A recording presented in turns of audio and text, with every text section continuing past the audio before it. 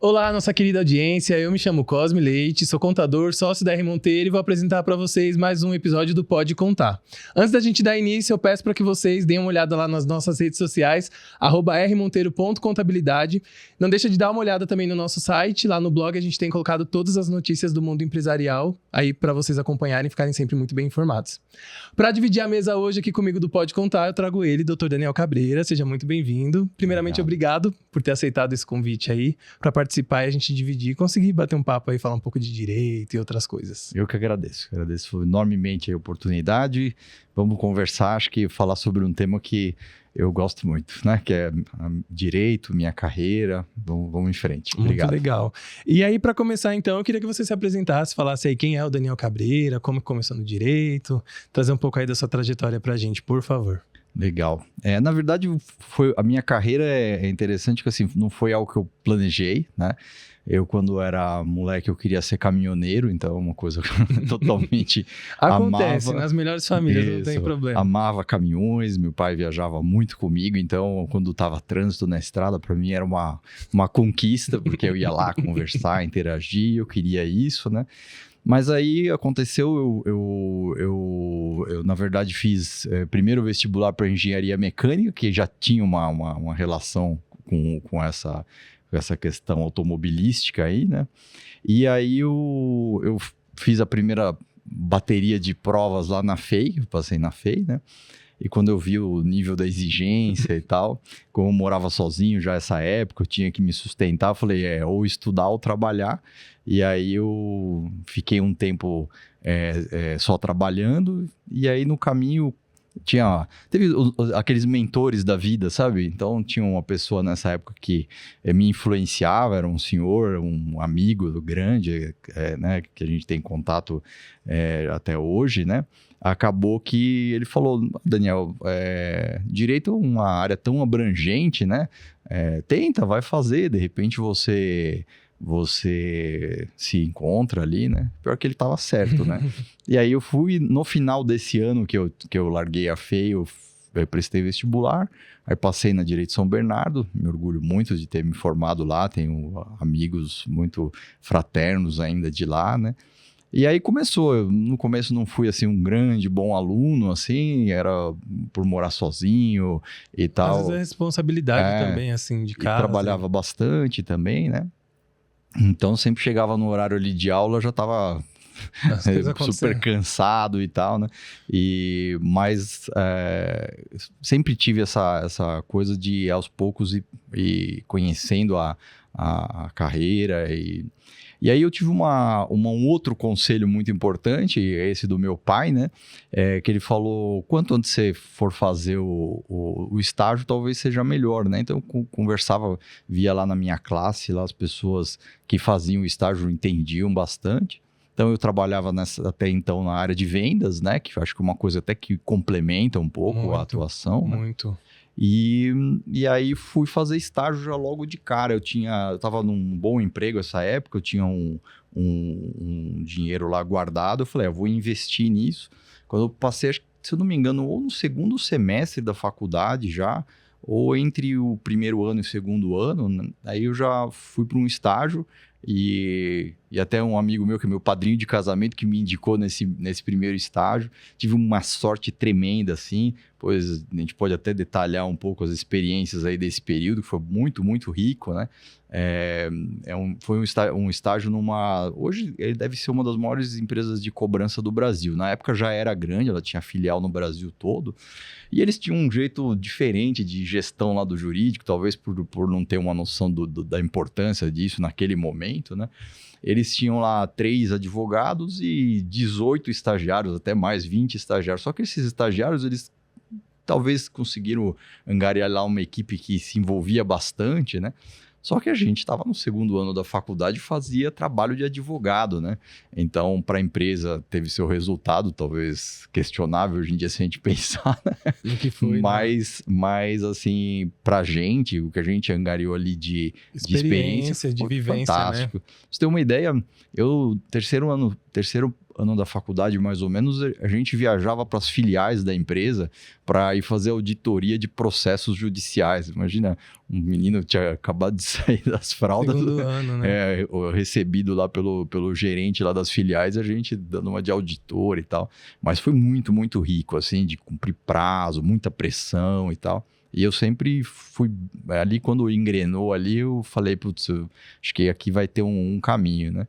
Óbvio que a gente jovem, né? Não deixa de ir pras baladas e tal, né? Mas... então, tinha energia para tudo, né? combinar as coisas, né? Mas ali foi um aprendizado muito grande nesse sentido. Trabalho em equipe, responsabilidade, controle de prazos... E aí eu comecei a ter uma visão meio estratégica, assim, de gestão de processos, já logo nesse primeiro estágio, né?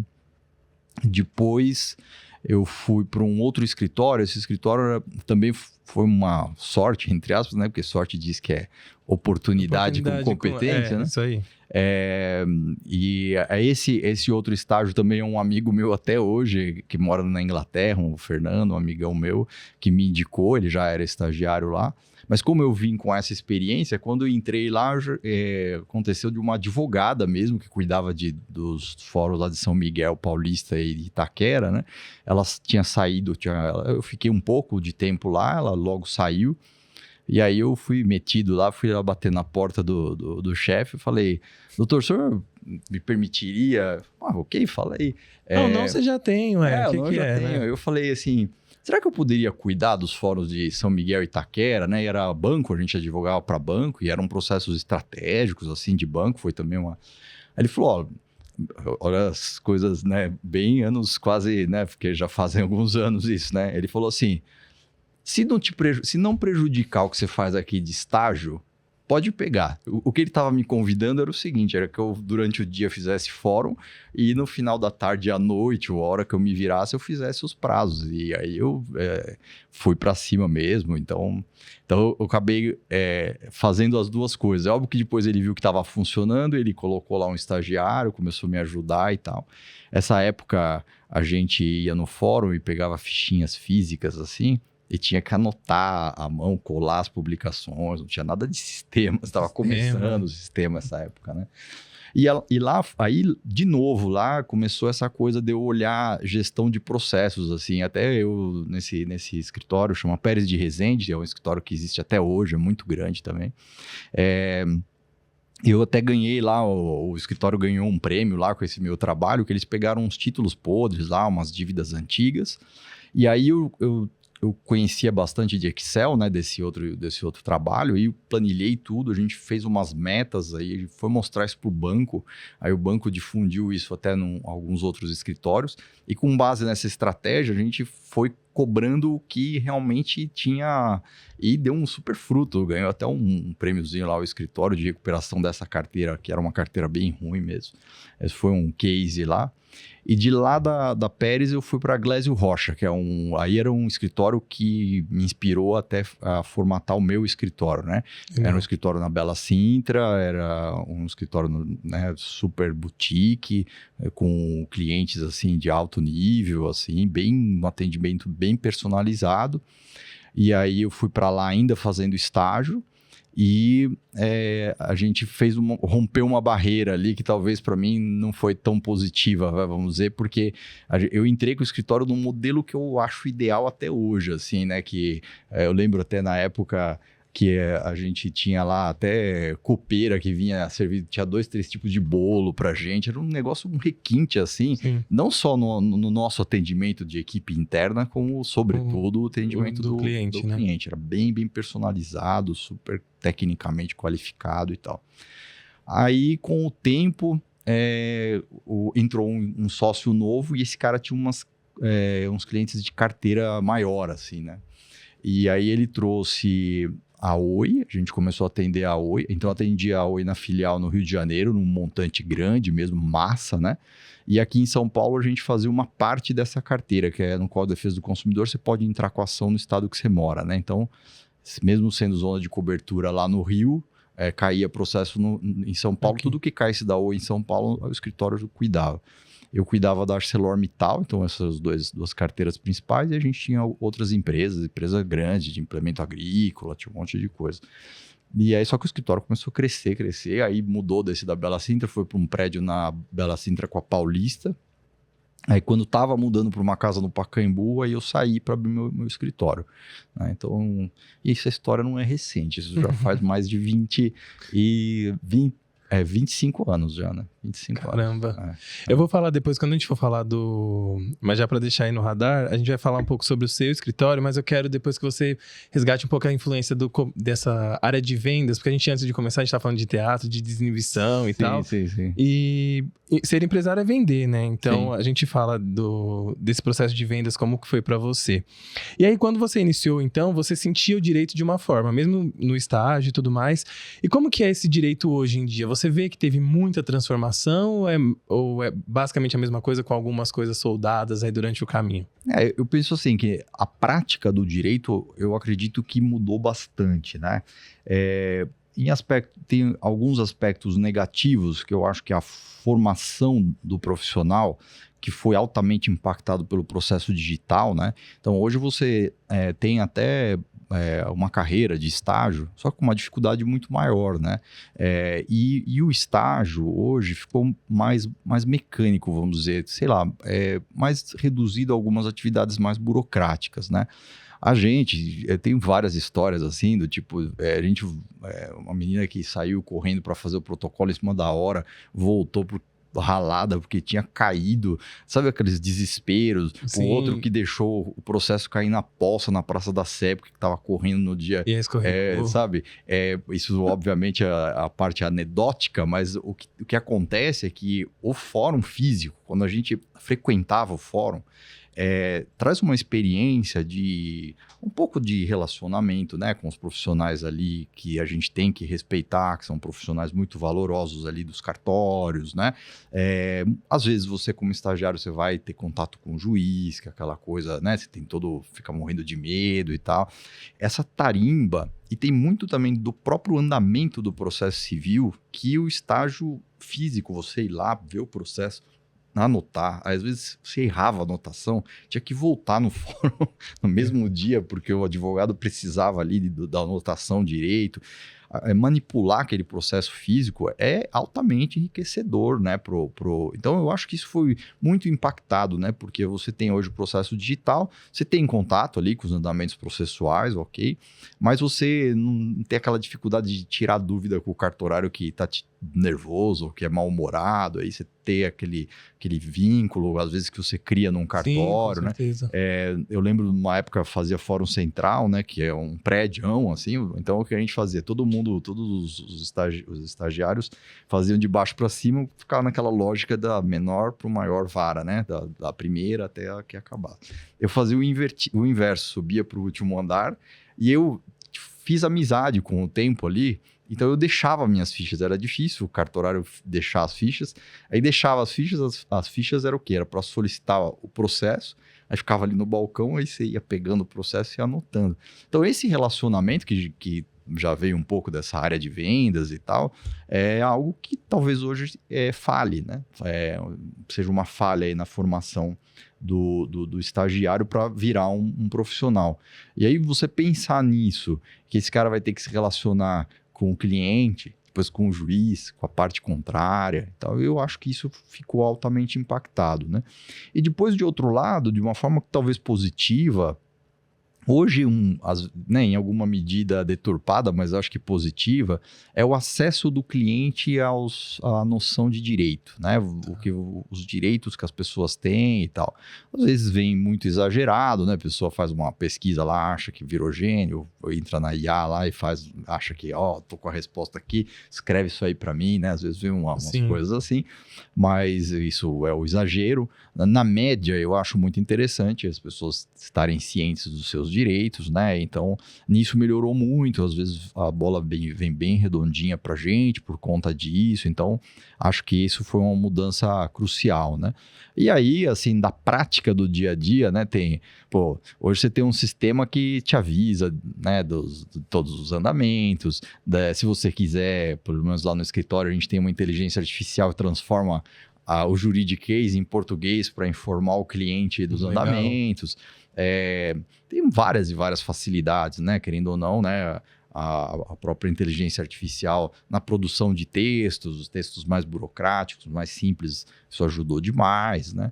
Mas eu não tenho aquela ilusão de que, então saiu tarefas mais burocráticas e então sobrou mais espaço para, né, para refletir. E não existe isso, né? Você vai pegando mais coisas, trabalha muito mais. Hoje você tem uma carga horária que sempre foi muito grande na nossa área, né? Mas eu acho que é isso, assim, o grande impacto, acho que tem uma natureza muito humana, assim, né? O advogado de 30 anos atrás, ele era um sábio, vamos dizer. Obviamente tem exemplos para tudo, né? Mas na média, você pegava os advogados mais experientes, você conseguia falar quase que sobre todos os assuntos, né? Eu lembro até de me comentarem que falavam assim, fulano tem uma sustentação oral brilhante, só que ele fala sobre tudo menos sobre direito, ele fala sobre filosofia e tal. E os desembargadores já sabiam, paravam para ouvir ele, só que nessa ele embutia a resolução ali. Esse conhecimento multidisciplinar, a sabedoria mesmo, sabedoria humana, que você desde que entrou na faculdade você já vem sendo construído para isso. Acho que hoje está um pouco superficial, assim, né? Acho que seria esse o resumo da ópera aí como resposta à sua pergunta, né? Legal. Eu quero entrar um pouco sobre a questão da IA. Especificamente, eu posso estar atropelando as coisas aqui, mas eu queria ouvir de você, assim, Você falou de uma questão humana que, para mim, o ensino ele é uma questão extremamente importante. Sim. Falar de Brasil e ensino, às vezes, é um pouco frustrante. A gente tem aí essas grandes empresas que dão, de um lado, elas dão acesso à informação e à educação de uma forma mais barata, então as pessoas elas têm acesso, mas a consequência disso é que às vezes as pessoas elas perdem a oportunidade, por exemplo, de irem presencial, de terem contato. E aí falo por mim, né? Quando eu me formei em todas as formações, eu sempre tive uma relação muito positiva com os professores. Sim. E aí não só os professores, mas também as pessoas que estão ali. Porque aí você tem, igual você mesmo disse, né? Às vezes é uma pessoa que já está estagiando há um tempo, e aí que já traz alguns cases para você, e isso também te forma como... Aí eu vou filosofar um pouco, né? Te forma como ser humano, mas também te prepara para a profissão que você quer. E aí, como que você percebe a inteligência artificial que hoje a gente já está numa... Aí a gente pode até contextualizar com a pandemia mesmo, que veio, a gente aprendeu a ter que ficar em casa, ter que digitalizar às vezes coisas que a gente não tinha, mas a gente tem um apelo muito forte para a inteligência artificial, para a utilização e tudo mais. Você que é um advogado que utiliza, né, uma inteligência artificial muito... Aí eu vou colocar essa palavra limitada no sentido de eu sei para que ela serve, ela vai me ajudar nesse ponto, mas não vai tirar essa minha humanidade das relações e do meu trabalho. Mas como que você percebe, assim, o avanço do direito com essa IA que chega e que muitas pessoas, isso eu falo com propriedade porque eu vejo pessoas que às vezes não... Precisa ter uma ideia, eu quero, sei lá, ter uma ideia para tal coisa. E, deixa eu perguntar... A gente não está exercendo essa capacidade criativa, e aí tem essa questão de você vender, de você falar com pessoas e de saber... tem uma palavra que fala que quem é paulistano tem maneirismos que a gente faz. E aí como que é isso, assim? A gente já está numa educação que ela é toda online, basicamente, né? Aí a gente tem essa questão do estágio que também já está um pouco mais encaixado. E aí você coloca uma inteligência artificial em cima disso para poder colocar a cerejinha do bolo. Não sou contra a inteligência artificial, tá, gente? É só um questionamento aqui mesmo para a gente poder ampliar esse pensamento. O que você pensa, assim, como que é o impacto para você dessas pessoas que estão surgindo no mercado e que tem esses novos conflitos aí para lidarem? Então, tem um cara que acho que é um cientista brasileiro, né? Que é aquele cientista que fez o exoesqueleto do começo da Copa, sabe? Chama Michel Nicoleles, né? Uhum. Primeiro nome, posso estar me enganando que eu sou péssimo para nomes, mas o sobrenome com certeza é o Nicoleles, né? E ele tem um livro dele que ele dizia o seguinte, né? Que o ser humano tem dois tipos de inteligência. Ele tem uma inteligência que é a inteligência onde se alocaria ali a criatividade, as emoções, o relacionamento, esse traquejo e etc. E tem a outra que é a binária, né? A binária são atitudes mais mecânicas e uma inteligência mais mecânica, mais de memorização, né? De sim e não, like, dislike, etc, né? O que ele diz? Ele fala assim que a a inteligência artificial, que inclusive ele contesta esse nome, né? Porque a inteligência artificial não é inteligência, segundo ele, e nem é artificial, porque quem programa a inteligência artificial é um ser humano, né? Boa. E ela não é inteligência, porque na verdade ela replica conteúdos. O que é inteligência artificial, então? Ela, na verdade, ela tem uma agilidade muito grande de captar aqueles dados que você pediu e buscar outros e combiná-los de uma forma que pra gente entregaria o resultado que a gente está buscando, né? Mas o que ele diz que é muito interessante é o seguinte, que a inteligência artificial jamais vai ter essa inteligência da criatividade e tal, a gente não vai ter isso. Dentro dessa inteligência está o relacionamento humano, tá o amor, tá a empatia e etc, né? Conforme a gente vai se dedicando cada vez mais a ficar na tela, né, a ter contato com a própria inteligência artificial e com as dinâmicas digitais, etc., nós vamos atrofiando essa inteligência que a inteligência artificial jamais vai ter. E na binária, o digital é imbatível. Ela é pelo menos 1 milhão de vezes mais potente que o ser humano. Então, quando essa aqui, a gente chegar num nível que a humanidade tiver um tanto de atrofiamento aqui dessa inteligência que só o humano tem, aí a gente vai estar dominado pela tecnologia, né? Essa é a tese dele, e eu concordo com isso.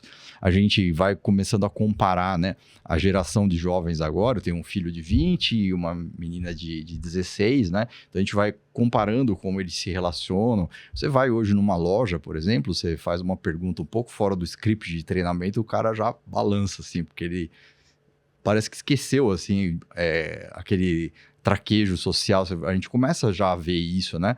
Eu sou da época que a gente andava na rua, falava bom dia para as pessoas que a gente não conhecia. Hoje, se a gente faz isso, parece um insulto, né?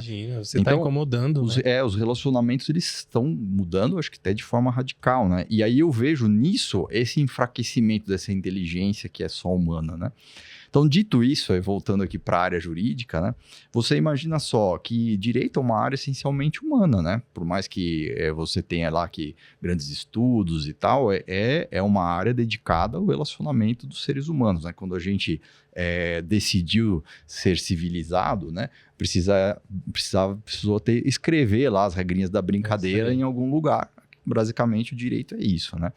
Então, se a pessoa não tem vivência, não tem empatia, né? Se a pessoa não compreende, né, os papéis das pessoas, porque, por exemplo, hoje uma coisa comum que tem acontecido, eu faço parte do Tribunal de Ética da OAB, né? Eu sou relator lá, então eu ajudo lá, faço parte, eu julgo lá meus pares lá, né? E a gente, então, por isso eu tenho um foco muito grande nessa relação entre a nossa classe de advogados, porque é uma classe muito especial para a sociedade mesmo, né? E lá nessas discussões lá no Tribunal de Ética, a gente tem encontrado muito colegas agredindo colegas, né? E aí que eu falo, né, que onde é que está a inteligência emocional, onde é que está essa parte, né, que é esse aspecto da convivência humana, né, quando, na verdade, você não está... Primeiro, você não está brigando com a parte, né, nem parte a parte, você não está brigando, você está disputando um direito ali que cada um acha de alguma forma conflitante a respeito daquilo. Mas os advogados menos ainda, na verdade, nós somos instrumento de conciliação, não é de briga. Né? Então, quando um colega vai na audiência agredir outro, esse cara não entendeu nada. Né? E eu acho que isso vai se perdendo mesmo com essa questão das tecnologias, né? Porque eu falo assim que o verdadeiro processo é aquele que você vai lá no fórum, você despacha, conversa com o juiz, vai na audiência, vai fazer sustentação oral. É uma alegria pra gente, como profissional, você sair numa sustentação oral, fui elogiado e ganhei o processo. Aquilo é advogar mesmo, né? E uma outra boa parte, talvez a maior parte da advocacia que a gente faz, é relacionamento com o cliente, com o colega, com outra parte. Tudo tem a ver com o humano, né? Se você focar na inteligência artificial e perder esse traquejo, essa forma de relacionamento, e aí também é onde pesa a grande diferença entre um advogado experiente e um advogado que não tem tanta experiência, porque hoje os dois podem fazer uma petição igual, é só usar o chat GPT lá, ou mais ou menos, né, em tese seria isso. Essa sabedoria, essa coisa, eu acho que realmente é um desafio para quem usa muito inteligência artificial. Eu não sou crítico, eu estimulo lá a minha equipe a usar bastante, a gente assina lá mais de uma, tem algumas muito boas, né? Mas a gente usa assim para fazer comunicado para condomínio, eu advogo para muitas construtoras. Sim. E tal. Então, comunicado para condomínio, alguns e-mails de acordo, coisas mais basiconas, né? Ata de reunião, a gente usa bastante. Sim, é super importante. Às vezes, trocar uma ideia assim com a inteligência artificial é legal, porque traz alguns outros aspectos. Mas assim, regra número 1 no escritório. Texto final nunca sai da inteligência artificial e vai direto para terceiros. Não vai porque é porcaria. Hoje é um texto meio pré-primário, assim, né? Ele faz um somebody love ali, né? E sabe o que é o mais engraçado de tudo? Que agora as pessoas já começaram a entender como que é receber um texto assim. Porque quando era começo, você fazia, a pessoa às vezes olhava aquela quantidade, tá tudo bem. Isso. Mas agora não, se você entrega, por exemplo, você vai fazer um processo, você entrega ele pura e cruamente lá, feito pela inteligência artificial, a pessoa é capaz de olhar e falar, opa, peraí, mas como assim? Isso aqui é do... Sim. E acho que gera um pouco de descredibilidade, né? O texto da inteligência artificial é um pouco circular, não sei se você já percebeu, e é superficial, né? Sim. É bem superficial, assim, e aí ele vai circulando em torno das ideias, ele não afirma quase nada. E no Tribunal de Ética já tem, até o CNJ já deu punição de jurisprudência inventada, porque isso é uma falta ética na OAB. E o ChatGPT nunca disse que não sabe, né? O que ele não sabe, ele inventa. Sim, então tem muita jurisprudência inventada, né? Até tem uma que eu uso agora, sem querer fazer propaganda, mas é da Jus Brasil, é muito boa, que aí você pede lá a pesquisa, depois no final ele põe validar referências. Aí nem todas fica coloridinha. E aí na coloridinha você clica, ele abre a jurisprudência, entendeu? Tá fazendo isso para não ter esse tipo de problema, né? Legal. Mas aí, respondendo a sua pergunta, acho que a interação com a inteligência artificial na nossa área é absolutamente válida. Então, você pode criar vários roteiros para inúmeras coisas, estratégias de acordo, roteiro de sustentação oral, roteiro do próprio processo, você consegue fazer resumo de processo, ela tem várias e várias coisas que você pode usar. Agora, ela não sabe advogar e ela não sabe se relacionar com seres humanos, né? Você vai... Eu até abrindo um parênteses aqui, né? Meu filho faz direito, né? Legal. E quando ele veio perguntar para mim, pai, o que você acha, né, e tal, que caminho que eu nunca, assim, não digo nunca, porque sem querer a gente influencia, né? A minha profissão é um pouco influenciar pessoas, né, então, sem querer até a gente acaba influenciando. Mas eu disse para ele uma coisa que talvez valha aqui para responder a sua pergunta, né? Eu falei assim para ele, filho, a gente vai ter... De um lado, daqui a uns tempos, de um lado a gente vai ter uma montanha de informações. Uma montanha. Lá a gente vai ter praticamente a resposta de quase tudo, né? E do outro lado nós vamos ter pessoas que não vão compreender todas aquelas informações. O bom profissional vai ser aquele que vai construir essa ponte, que vai explicar aquilo tudo de informações para as pessoas que precisam de soluções, né? Procura mais ou menos alguma coisa nesse caminho. Ele foi e tal, aí voltou de novo, pai, tô pensando em fazer direito e tal, né? E aí foi, tá fazendo, tá gostando, tá fazendo Legal. Estágio já na área e tal. Então, acho que é mais um pouco disso, né? Na verdade, o que é a inteligência artificial? É essa montanha de informação. Vem organizado? Vem. Só que do outro lado você tem o cliente, você tem que sentar diante daquele resultado e saber explicar começo, meio e fim, consequências, prognósticos e etc., próximos passos, que a inteligência artificial não vai fazer. Essa ponte entre a montanha de informações e as pessoas, eu acredito, espero, não diria que eu não estou sendo otimista, espero não estar sendo otimista, espero estar sendo realista.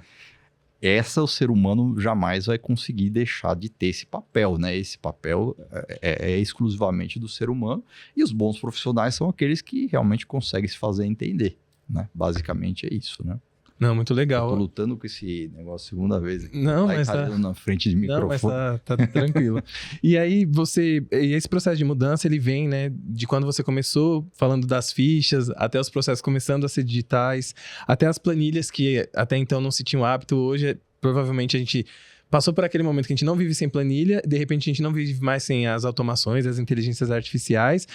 E esse processo de mudança do direito em si, você entende que ele é contínuo, ele passa a partir de grandes transformações? Por exemplo, eu vou trazer um pouco para o lado da contabilidade. A gente teve agora a reforma trabalhista, e aí impacta diretamente o fluxo de mudanças e informações gigantesco para o direito também, mas o direito por si só já vem, né, se transformando e tudo mais. Agora a gente está na contabilidade para passar pela... Eu falo contabilidade porque, como área, né, a gente vai passar pela reforma tributária. Mas a gente tem a LGPD, que a gente vai falar um pouco mais pra frente. E o direito, ele tá sempre, por mais que a gente fale assim, sei lá, a gente vai ter a reforma tributária, a gente pense num contador. Obviamente, por trás disso, tem todo um arcabouço de direito ali sustentando essa reforma, né? Não só pelas leis que vão ser ditadas, mas pelos usos e costumes que virão depois disso, das coisas, do que se faz e do que se está na regra. Como que você percebe que o direito sustenta isso? É a partir de grandes momentos? Por exemplo, vai ter uma reforma, então se prepara... Pessoal do direito, a gente vai ter essa mudança ou é uma coisa que está sempre acontecendo e quando acontecem essas grandes reformas, a gente, na verdade, só pega o direito e consolida elas para que elas aconteçam? Isso tem papo para, assim, na verdade deve ter uma matéria da faculdade só sobre isso, tá? Então, eu vou falar um pouquinho, assim, sobre lá na ponta, o que a gente trabalha em termos de impacto, assim, no cliente e na demanda que esse cliente gera nesse triângulo aí de algum fator social, alguma lei nova, bate no cliente, o cliente bate lá na porta do escritório, né? Só fazendo um paralelo, né? A gente, no Brasil, a nossa base aqui é direito romano, né? Então, parte das leis, né? As leis são aprovadas, e aí a lei aprovada é que vai bater lá, vai gerar o direito, que vai bater na porta do judiciário, e que aí sim vai gerar a decisão específica em caso essa lei seja burlada de alguma forma, etc. Tá? Só para entender um pouco esse caminho, óbvio que esse não é o único caminho, aí tem uma série de coisas tentando ser o mais objetivo possível. E a gente tem o direito consuetudinário, que é o norte-americano, que ele tem um caminho um pouco mais rápido entre um fato social e a decisão judicial, né? Tá. Você imagina que aqui no Brasil acontece um fato social, né? Teve lá aquele vazamento da Carolina Dickmann, lá tem a tal da lei Dickmann lá, que é uma bela lei e tal. Então, diz que o maior incentivador legislativo do Brasil é o Fantástico, né? Saiu reportagem no Fantástico, na segunda-feira os deputados, segunda não, porque eles começam na terça ou quarta, né? Começam lá a trabalhar a aprovação do texto e tal. Mas só para fazer esse paralelo, indo um pouco mais teoricamente aí na sua pergunta, depois a gente vai falar um pouquinho mais lá da prática, né? Então, você vê que todo o processo legislativo, então tem que ter o fato social, no nosso caso, direito romano, o fato social tem que ter todo o processo legislativo, que é complexo, né? E tem que ser complexo, para aí depois essa lei ser promulgada e não sei o quê, entra em vigência e ela passa a surtir efeito. No norte-americano, consuetudinário, que vem do costume, né? Uhum. Você tem o fato, esse fato cai no tribunal, essa decisão judicial é como se fosse a lei aprovada no Brasil, guardadas as proporções. Uhum. Então é muito rápido, porque você fez alguma coisa, um ato juridicamente lá observável, né? Uhum. Afrontou, por exemplo, o meu direito, eu entro com uma ação, a decisão nossa vira lei. Né? Sim. Então é muito rápido, né? Então, o que a gente tem no Brasil, que aí acaba um pouco caindo na questão de ir virar notícia ou não? São os grandes blocos aí de regras. Então, direito do Código de Defesa do Consumidor, a reforma do Código Civil. E aí você vai trazendo, né? Tem LGPD, né? Essas normas vão aparecendo, criam algumas ondas, né? Mas o fato, acho que principal é assim, por exemplo, essa questão tributária, né? Tributária dói no bolso, dói já no contador, é uma coisa que é rápida, volta rápido e começa a gerar dúvidas também de uma forma mais rápida. Normas trabalhistas, então a reforma trabalhista saiu já, né? É muito na pele, né? Acho que, né? Mas, em geral, é muito esparso isso, sabe? Não é uma coisa que a gente... A não ser quando acontecem esses blocos, que é reformas ou legislações renovadas ou novas legislações mais encorpadas, assim... Em geral, a gente tem uma coisa que a gente não vê muito, assim, esse movimento claro, né? Tanto depois a gente vai falar da LGPD, é um exemplo, né? Que a gente fala, agora a LGPD tão né? Mas eu acho que é isso, né? O que acontece hoje é que, por conta das mídias sociais, aí sim você tem um impacto muito, muito maior, porque um influencer, né, postando Às alguma coisa, tem influencer da área de direito mesmo, né, então comenta e tal, alguma notícia também gera essas dúvidas, aí o pessoal acaba ligando para saber o que é, como que impacta, ou já impactou, esse tipo de coisa, então a gente vê, mas é bem esparso, não tem assim um grande momento, assim. Talvez se eu falar assim, na minha carreira, o grande momento, na época que eu advogava para banco, foi quando o Código de Defesa do Consumidor deu uma bela engrenada assim mesmo. Então teve uma alta de processos e tal. Acho que foi um momento interessante. E depois, em 2002, quando entrou o Código Civil novo, foi também um outro momento muito, muito disruptivo, assim, porque mudou bastante coisa e tal. E aí foi bem interessante. Esse Código de 2002, ele tem uma inspiração no direito alemão, de uma coisa de boa-fé objetiva. Ele é muito interessante, é uma legislação bem legal. Então, acho que foram, para mim, assim, que eu lembro, de repente tá me escapando aqui, mas foram os dois grandes momentos, assim, que a gente sentiu mobilização do cliente ligar, e agora? Mudou isso? Nossa, aqui no meu condomínio, né? Em 2002 mudou bastante coisa em condomínio e tal, então foi, assim, que eu lembro e foi mais isso, assim, né? Deixa eu te aproveitar e perguntar uma coisa. O que acontece? Quando a gente tem um veículo de informação grande informando sobre alguma mudança, normalmente, e aí falando como contabilidade, a gente tem uma parte dessa... Não é que eles estão condicionando, não é isso. Mas eles explicam talvez aquela superfície que é necessária para que a pessoa entenda que alguma coisa naquele sentido está mudando. Sim. Mas que às vezes eles falam da mudança, mas não explicam detalhadamente, talvez nem seja o papel deles que façam isso. Mas aí você tem todo um storytelling, né? Você tem que dar algumas voltas para que aquela mudança de fato aconteça.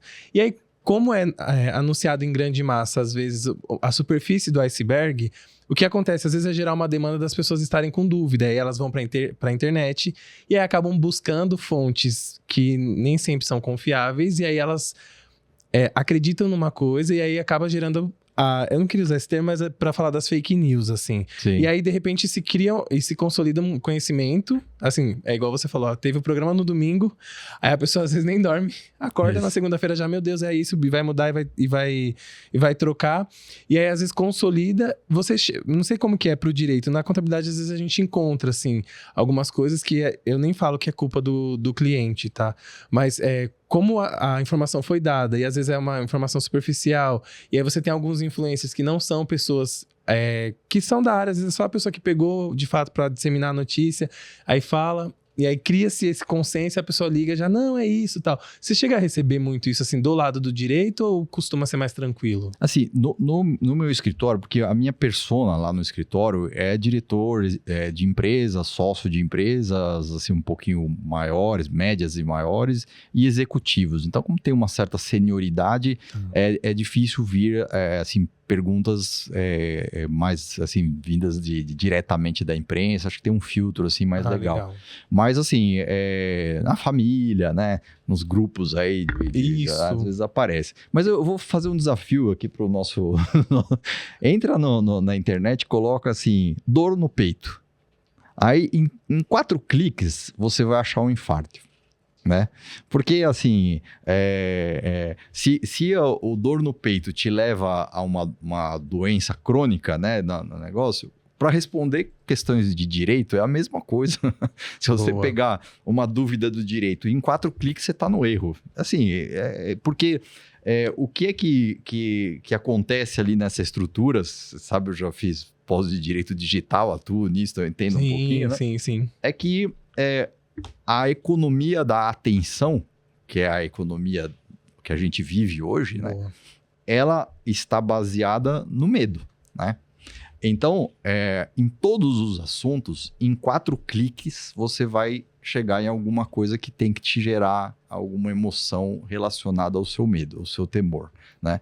Então, se você for consultar direito, você vai sair com medo. Bom pra gente, né? Porque, né, aí vem... Obviamente, a gente não vai se aproveitar disso, né? Mas eu acho que, pelo menos, a gente vira um canal de esclarecimento disso. Mas isso, a sua leitura é muito boa, apesar de eu ser um fã da imprensa como um todo. Eu acho que é um órgão que faz parte até do equilíbrio aí do nosso sistema, né? É uma boa imprensa, traz uma estrutura muito forte para a sociedade como um todo. Eu falo isso em respeito ao nosso amigo Dr. João Paulo, que é um jornalista, né, apaixonado, né, um grande amigo. Eu e ele, a gente troca umas ideias sobre isso, né? Eu tenho... escrevido aí um pouco, tô gostando, eu falo que eu tô com até síndrome de abstinência de publicar, porque eu agora sou colunista do Gazeta Mercantil, que a Gazeta Mercantil voltou, né? Era um jornal super forte, voltou hoje só no formato digital. Outro dia saiu no Estadão, uma coisa que eu escrevi também, então eu gosto muito de escrever e eu acho que é interessante, mas aí você vê... A fonte é o advogado, né? Então, acho que esse é um caminho interessante. Agora, é a mesma coisa falar assim, fale sobre contabilidade em 4 linhas, né? A imprensa tem que ter esse poder de síntese e aí resvala nisso que você falou. Então, combinado o poder de síntese que a imprensa tem que ter com esses 4 cliques do terror aqui, não vai dar coisa boa. Então, é aquela velha máxima da OAB. Consulte sempre um advogado. Porque é muito importante estar ciente dos seus direitos sem temores, né? Com um apoio profissional adequado, né? Obviamente, né? Muito legal. Eu tenho uma pergunta aqui que é assim, ó, muitas sociedades empresariais, aí já entrando mais no direito empresarial, né? Muitas sociedades empresariais, elas começam bem, né? Às vezes no calor do momento, convida o sócio que é o melhor amigo de bar, enfim. Mas eles acabam enfrentando algumas dificuldades com o tempo, né? Porque aí às vezes conheço, você é um ótimo, bom amigo, mas aí de repente para trabalhar a gente tem questões diferentes, eu sou mais preguiçoso, você é um pouco mais, vamos lá e tal.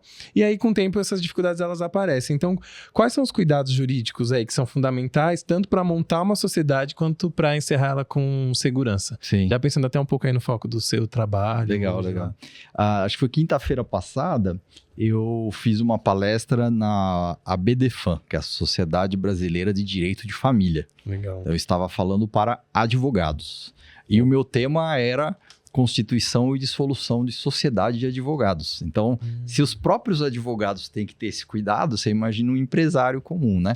E a primeira frase lá que eu coloquei na palestra é: o melhor momento de planejar o fim da sua sociedade é no começo.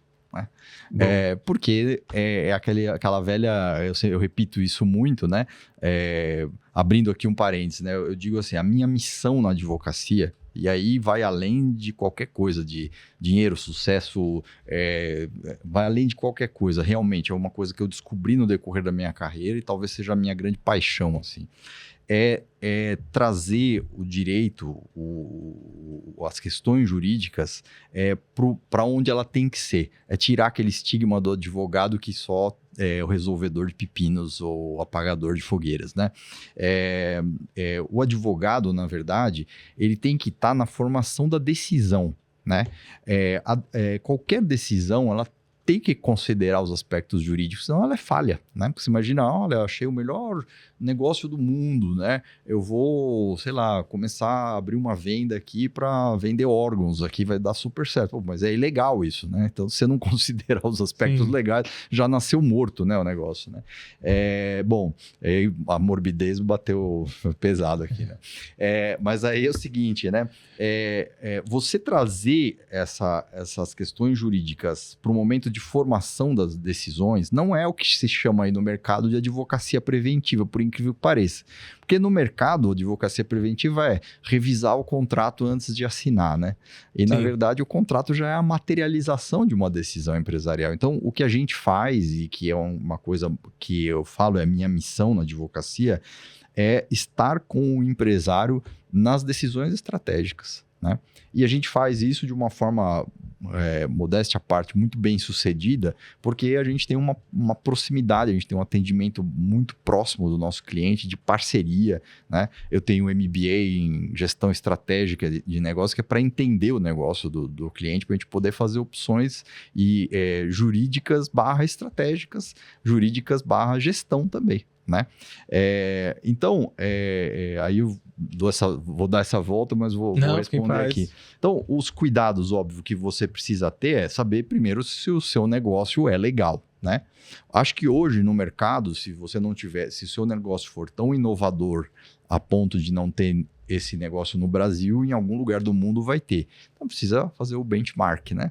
Olhar como que funciona alguém que já está na área, porque as experiências dele vão ser muito ricas para você, né? Isso se faz em direito também, né? Então, quais são as experiências jurídicas que aquele negócio teve, que tipo de processo tem aquela empresa, né? Saber isso é muito importante, né?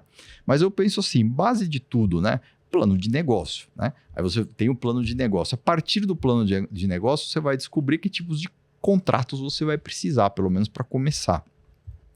Feito isso, né? Acho que antes até do plano de negócio é fazer o que a gente chama de memorando de entendimento entre os sócios. Não precisa de advogado.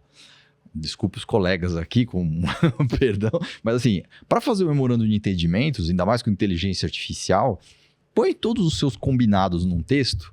Combinamos que você vai fazer tal coisa, eu vou fazer tal coisa. Combinamos que você vai ficar à dedicação total e eu, por enquanto, não, até o mês tal.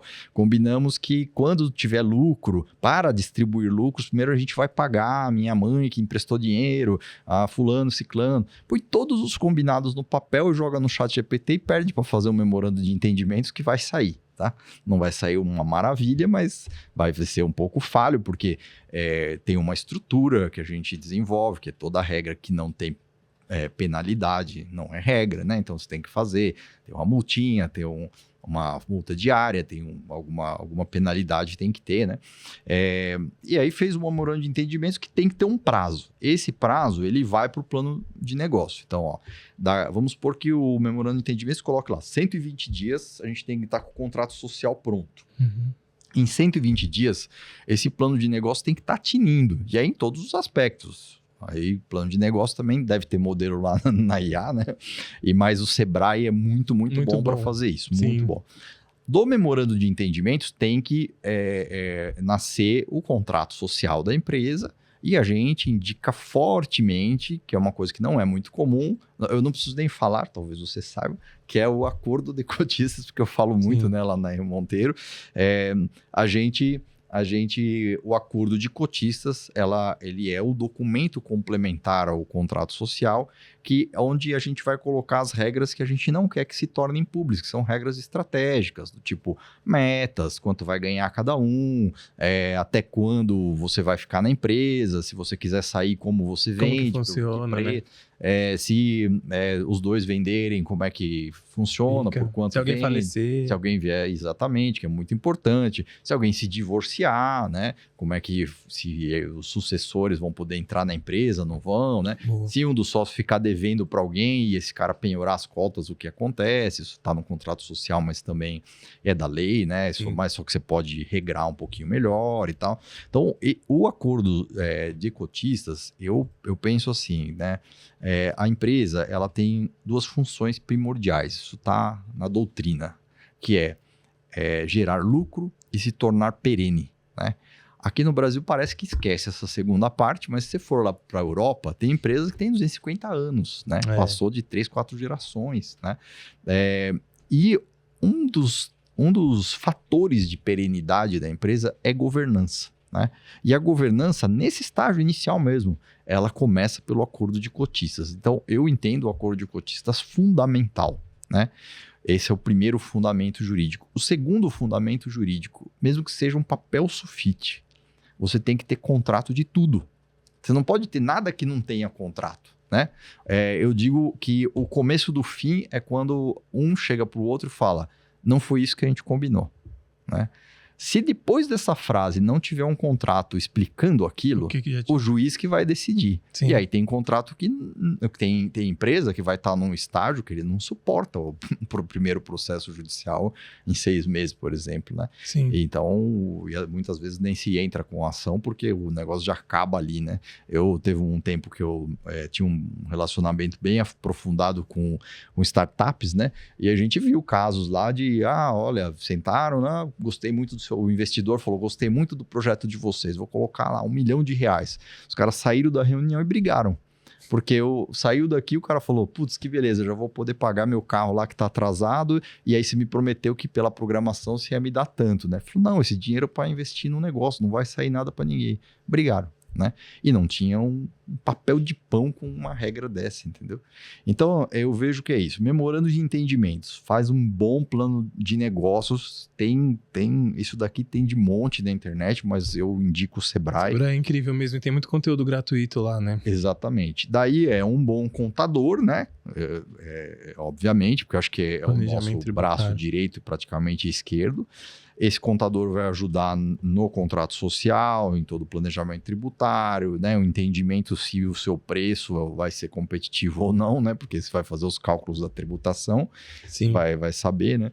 Eu lembro na GV tinha um professor, ele falou assim, eu entro nos negócios, eu já sei se vai para frente ou não. Ele falou, é um simples cálculo. Eu pergunto pro cara, quanto você paga de locação? Ele, R$5 mil. Aí ele fala assim, quantas pessoas entram aqui por dia? Aí ele, ele fala assim, qual é o ticket médio do seu cliente? Aí ele fala, R$50. Aí ele faz o cálculo, quantas pessoas tem que entrar para tomar o café lá para ele só pagar o aluguel, né? Então, essa questão do ticket médio, da sua persona, começar a desenvolver isso, essa parte de negócio, que a gente até muitas vezes se mete. Acaba orientando, lá no escritório, né? Tem uma área lá que a gente trabalha com novos negócios. Eu amo, que é a coisa que eu mais gosto de fazer. Inclusive, ontem mesmo estava com um cliente, ele vai começar um negócio brilhante, maravilhoso, conexão com questão ambiental e tal. Eu fico apaixonado, né? E aí, então, contrato social, acordo de cotistas, contador, e aí você tem que olhar dentro do seu plano de negócio todas as relações chaves ali. Então, contrato com cliente, se for o caso, ou B2B, ou realmente vai ser por uma plataforma, você precisa ter um contrato com a plataforma, e a plataforma tem que ter lá os termos de uso, política de privacidade. E tal. Aí você vai olhando você vai trilhando o caminho ali para saber que tem alguns nós ali que você vai ter que transformar em contratos, né? E depois tem todas as relações de trabalho e tal, que aí já não é uma área que eu muito me deixo lá pro João Paulo, que já é a segunda vez que eu cito ele. Mas é isso, acho que basicamente é isso. Então, resumindo, a hora de ajustar a empresa, principalmente o fim da empresa, é no início. Boa. Porque ali flui tudo, ali se põe no papel as coisas razoáveis, porque depois que o problema aparece, a razoabilidade é a primeira que morre, né? Então, exatamente. É muito importante isso, né? A gente teve a entrada você falou um pouco de questão de privacidade de dados, a gente tem a LGPD, né? E aí, para quem não conhece, o Daniel também estava à frente aí, fez muitas ações, inclusive de adaptação e de conhecer mesmo a legislação, Sim. Transformar essa legislação que já era muito conhecida na Europa para cá, né? Para a gente colocar isso em prática. E aí, quais foram para você os maiores, e são, né, hoje, para que as empresas, independente do tamanho, se adequem a essa legislação? A LGPD, assim, é engraçado, parece o agora vai eterno, né? É interessante, né? A gente faz, sei lá, a LGPD foi discutida durante 10 anos e a gente conseguiu começar a ter contato com essa legislação porque vinha de uma vertente que é muito interessante para mim, pessoalmente, que era questão de dignidade da pessoa humana e tal, ele tem total relação com isso, é muito legal. Então, a gente faz muitos anos já que a gente tem contato com a legislação, estudou isso e na verdade, a gente tentou trazer um modelo de implementação para empresas de médio e pequeno porte, né? Seria na faixa das pequenas, as maiores, né? Uhum. E aquela na faixa do middle market aí, aquelas que são menores, vai? Uhum. Então, é essa faixa entre pequenas e médias empresas, né? E a ideia era tentar trazer, não esse pacotinho que vende na internet, porque eu falo que o que não pode em LGPD é causar falsa expectativa, né? Do tipo, eu tô protegido, aí o dia que baterem na porta você não tá, Perguntando né? Então, era um negócio bem, bem feitinho, ainda, a gente ainda tem isso, só que o que aconteceu, né? Eu comecei a me posicionar muito no mercado em duas frentes. A óbvia, que era a implementação, né? Uhum. E participei de várias, conheci bastante o processo, acho que é essencial que as empresas se preocupem com isso. Só que, na verdade, eu tinha um objetivo não é secundário, né? Que seria a consequência disso, que era eu me posicionar como um advogado decontencioso voltado à privacidade de dados, porque a gente sempre, agora vai, e não ia o negócio, porque a gente falava, putz, isso vai ter muita demanda, né? Vai ter, nossa. Sim. Só que a hora que começar a bater e tal... E a coisa não aconteceu. Então, o que eu acho que vai, e é agora a atualidade, é o seguinte, né? Vai ter um marco civil da inteligência artificial aí que está para estourar, né? E tem uma outra vertente que carrega a LGPD, que é a segurança da informação. Né? Então, quando um hacker invade uma empresa e dá lá um incidente e tem um vazamento de dados, alguma coisa, consequentemente, vai ter dado pessoal ali, é um incidente também de LGPD. Então, hoje, o que eu falo, né, daquela história do vai pelo amor ou vai pela dor, o que vai acontecer é que o pessoal vai começar a sentir que precisa de LGPD, porque o hacker está aí a qualquer momento aí para... Então, a segurança da informação, e daí explicando assim, né? Privacidade de dados é uma norma mundial de proteção aos dados pessoais. E por que precisa proteger dados pessoais? Porque da tela para dentro, você é o que... Né? Você é os seus dados, né? Com perdão aqui então, o coletivo ali de dados pessoais que você espalha rotineiramente, eu até digo que vai chegar um dia que a gente vai, talvez a gente mesmo dê risada, os nossos netos, falam, pá, eu não acredito que você ia na farmácia e dava seus dados pessoais por causa de R$5, né? Porque a gente faz isso, né? Põe seu CPF aí para ganhar R$5 de desconto, a gente dá, né? Aí vai embora os dados. Né? Sim. Então, a proteção de dados é a proteção da minha dignidade dentro do espaço digital, né? Esse mundo digital, a gente vem despejando os nossos dados pessoais e hoje a gente conhece a própria inteligência artificial, vai ter ferramentas que, combinando esses dados, descobre quem você é, em quem você vota, o que você compra, o que você deixa de comprar e, sobretudo, a grande artimanha, né, do algoritmo é descobrir o que você odeia, né? Porque hoje o produto mais rentável da economia da atenção é o ódio. Sim. Né? O ódio combinado com o medo, né?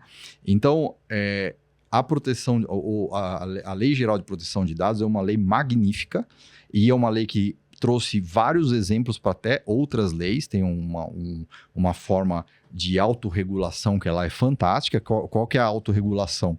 Você tem que implementar LGPD na sua empresa.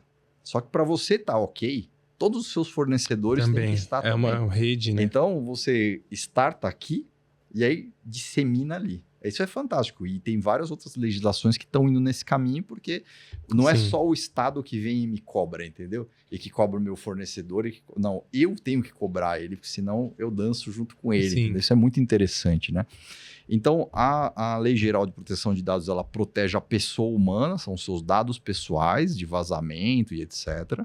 E no Brasil, já posso te garantir que não vai adiantar muito só para as novas gerações, porque os mega vazamentos que tiveram até hoje nos leva tem até uma história que diz o seguinte, que tem um protocolo, acho que da Febraban, se eu não me engano, que é a imposição para os bancos de autenticação de ligação de telemarketing, que hoje não tem validade mais nenhuma, porque todos esses dados dessas, acho que são 2 ou 3 etapas, já estão lá vazados, né? Vazados. Então, bom, mas aí... A Dark Web.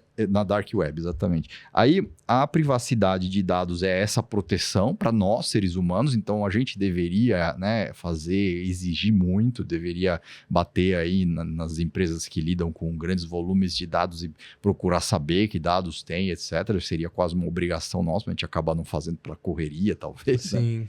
E aí tem a segurança da informação. A segurança da informação é antivírus, contra ataques hackers, sequestro de dados, esse tipo de coisa. Um está puxando o outro hoje, atualmente. Então, lá no escritório a gente tem parceiros de segurança da informação e aí depois a gente vai atrás e arremata com a LGPD, entendeu? Não é mais linha de frente. Antes, vendia palestra pra caramba e tal, fazia um monte de coisa, mas hoje tá super frio essa questão de Lei Geral de Proteção de Dados, mas eu acho que com a questão do marco da inteligência artificial, talvez requente aí isso daí, e aí agora pode ser que de repente... Que agora vá. Mas que vai. Eu também não acho que não vai passar, assim. E é talvez, só pra gente fechar esse assunto, até porque é algo que é apaixonante, aí deixar advogado falar é difícil, né? Talvez algo que a gente podia pegar como um legado para os nossos filhos, para os filhos também não, porque já vazou tudo, mas para os nossos netos, talvez, sabe? Porque hoje o que se ganha dinheiro com dados pessoais, como essa questão tá completamente mal gerida, assim, pelos estados até que deveriam proteger as pessoas e tal, tá bem ruim. Né? Tem uma coisa que você falou que agora me veio assim, né? A gente nasce com o CPF e morre com ele, né? A gente não altera CPF durante a vida. Uma vez que vazou, o que a gente faz com esse CPF, né? Ele vai estar lá e a gente não consegue apagar, a gente não tem esse acesso. Bom, vamos lá. E aí, dando aqui continuidade, você que observa... Aí eu vou usar essa palavra de preconceito, mas é preconceito mesmo, não no sentido... Sim. Né? Você observa que existe algum preconceito de empresários em aderir a um serviço advocatício preventivo, que inclusive é uma das coisas que você já trouxe aqui. Eu queria entender como é isso e como que é essa demanda, assim. O que eu acho que tem, sim. Tem muito... Na verdade, a gente fala lá no escritório que a nossa grande entrega é uma cultura de prevenção. Boa. Né? Isso é real e, na verdade, o que está acontecendo? Isso também é algo que talvez seja uma visão que a gente está já sentindo há algum tempo e que seja algo que colabore de alguma forma para os empresários que vão nos assistir aí, né? Hoje, eu já tenho alguns clientes, inclusive, que já sentiram que ter um jurídico organizado os fez diferente no mercado. Né? Então, não só, e isso também é um outro legado da privacidade de dados, porque empresas que não estão em sintonia com a LGPD têm tomado portada na cara e, por exemplo, empresas que têm sede na Europa, porque a GDPR deles é muito rigorosa. Já né? Tem essa cultura, né? Eu tenho, por exemplo, um cliente muito querido, que inclusive o sócio proprietário é um amigão, ele está no escritório, acho que talvez há mais de 20 anos, sendo cliente nosso, né? Hoje ele é bem grande, ele trabalha com empilhadeiras, né? E empresas muito, muito grandes. Ele tem um departamento que é uma pessoa focada à regularização de documentos dos funcionários dele. E isso é um jurídico organizado, interno dele, que faz o funcionário dele ser os primeiros a entrar na empresa. Por quê? Como está tudo organizadinho, quando chega na portaria do cliente dele, que tem que estar com toda a documentação em dia, o cara fornece lá o link, as pessoas entram lá, olha o documento, olha um por um, pode entrar. Então, o jurídico dele sendo o diferencial competitivo, entendeu? A gente tem falado muito isso, né? Já vi casos, né? O cara vendeu o peixe, falou, entrego, a minha empresa é mais organizada, mais linda. O cara adorou, manda seu contrato. É um contrato de 2 páginas lá, com erro de português. Broxou, né? Acabou, né? Então, a organização do seu jurídico, ela é muito importante nessa linha de frente. Isso é um aspecto. O outro aspecto é basicamente lógico, né? Você não precisa faturar 20% a mais se você perder 20%, se você não perder 20% do seu negócio. Então, quanto mais estrutura você tiver para minimizar, mitigar e controlar os seus riscos, talvez você não precise ser, né? E tem gente que, eu acho que hoje está mudando um pouco, mas ainda tem gente que entende que eu tenho que vender e o resto vai ficando aí e depois alguém arruma, né? Pro meu do futuro, né? Isso, Pro meu do futuro. Eu lembro há uns, sei lá, 15 anos atrás, eu fui num cliente, aí saiu, tava com uma BMW linda assim, né? Aí eu falei, pô, cara, parabéns, né? Falou, carrão bonito, hein? Aí ele falou, doutor, só que daqui para trás é do fisco. Pô, dá para ser empresário assim, né? Tudo bem, ele vai ficar ali mais 1, 2 anos com aquele carro e aí depois, né? Então, isso não funciona mais, né? Porque, por exemplo, quando a gente falou lá que a empresa... Essa é boa. Quando a gente falou lá atrás que a empresa ela tem que dar lucro e tem que ser perene, que perenidade é essa? Né? Então... sim, tem um certo preconceito que até se traduz um pouco nas piadinhas com o advogado.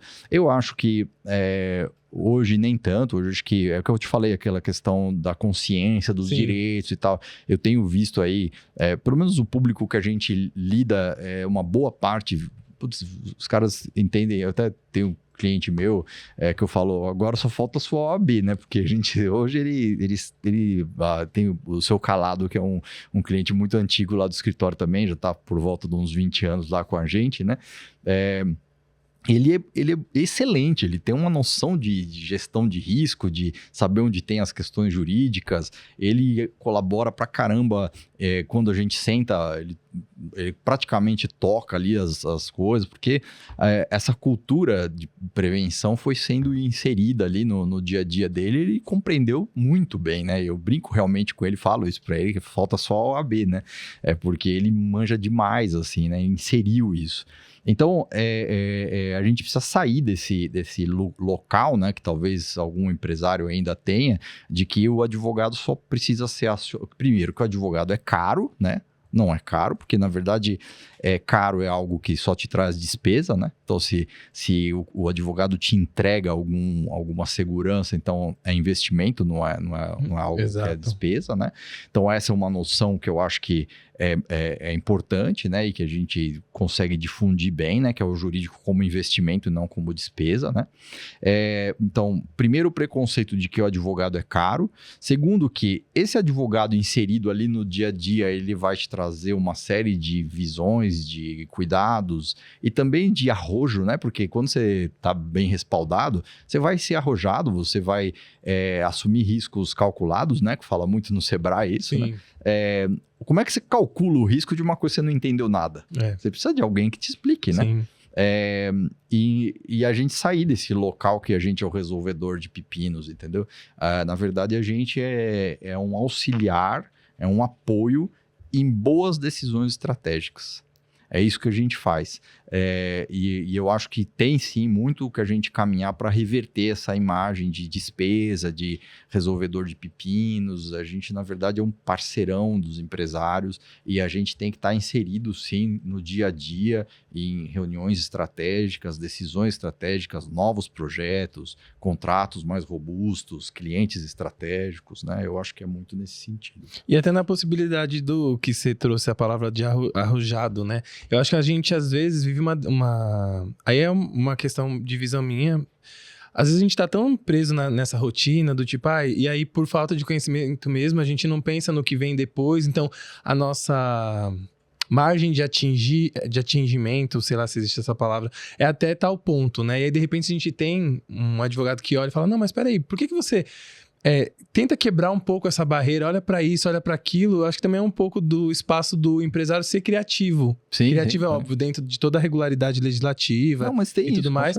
De sair um pouco mas eu só conheço até aqui. Mas essa aí, ignorância também na palavra, não por falta de vontade, mas essa ignorância também é um limitante, né? E aí você coloca uma pessoa que tem uma vivência de fora, que tem conhecimento legislativo, que tem essa segurança que você traz, né? Segurança jurídica.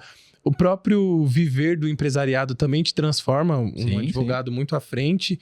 E aí, se você pode apoiar a pessoa em todos esses aspectos. Eu acho que é o que você falou mesmo. Eu acho que quebrar um pouco esse preconceito de que, não, é um custo para ser um investimento e ter isso pronto ali para as decisões estratégicas é o melhor dos caminhos mesmo. Sabe que eu escrevi um artigo, né? Até foi interessante, que foi uma meio viralizada, assim, que deu, porque acabou saindo em, acho que, 100 e poucos portais até tinha muitos de contabilidade. Eu não sei como é que funciona isso, me parece que tem tipo um portal que é muito importante, que vários outros portais acho que dissemina. Dissemina. Então caiu numa dessa e Legal. O título era falar uma coisa que eu falo muito e que eu acho, modéstia à parte, interessante, que eu falo de burnout jurídico, né?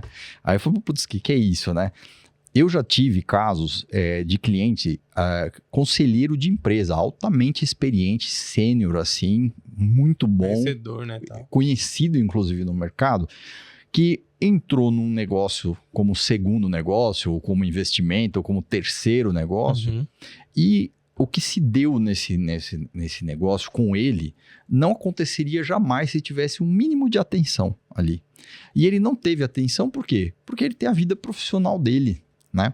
Ele tem um volume ali de atenção que a gente consegue dar no dia a dia. Nós todos somos consumidos pela nossa rotina hoje, até muito do que deveria, muito além do que deveria, né? Sim.